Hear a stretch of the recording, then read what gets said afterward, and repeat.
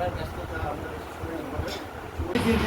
ওনাদের মাছ চাষের ইয়েতে গিয়েছি এবং জানি আমি ওনার কাকা যে আপনাদের এই অঞ্চলের জন্য কিন্তু প্লান্ট নাম্বার একটা অ্যাসেট সম্পদ, এটা সারা পৃথিবী জোড়া বিখ্যাত।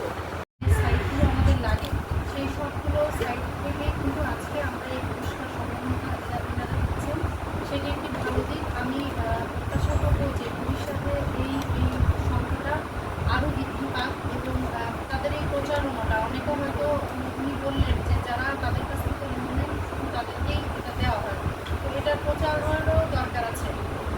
এই প্রচারণাটা কারণ আরও মানুষ আগ্রহী হবে, কারণ সবাই আমাদের প্রভাব করতে করতে 4-5 মাস সময় লেগে যায়।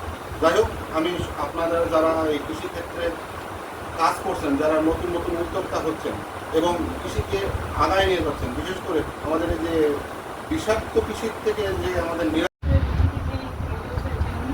দুইটা বিষয় বলেছেন যে করোনার সময়ে বাংলাদেশের যে সবচেয়ে দুইটা সেক্টর, যেটা উৎপাদন প্রোডাক্টিভিটি এবং রেমিটেন্স, এই দুইটা বিষয়ে আলোকপাত করেছেন। আমি পাশাপাশি আরেকটা জিনিস সকলের সাথে শেয়ার করতে চাই, সেটা হলো যে one of the great positive advantages of COVID-19 is it creates a lot of entrepreneurs in different sectors.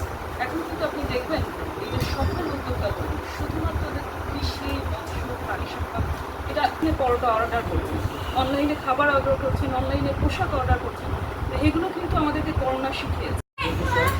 মাত্র 5,000 টাকা মূলধন নিয়ে 10 শতক জমিতে তার বিভাগের সূচনা করেন। পরবর্তীতে তিনি ফাউন্ডেশন থেকে 2 লক্ষ টাকা ঋণ গ্রহণ করেন এবং প্রতিষ্ঠানে প্রায় 15 থেকে 17 জন আছেন। মিরাজপুর মিরাজ এখানে আসুন মাতৃত্বের আওতায় নিয়ে আসা এবং তাদেরও একটা পুঁজি গঠনের ক্ষেত্রে বিকেএসএফ দেখতে চাই যে তারা কিছুটা হলেও স্বাবলম্বী করছে।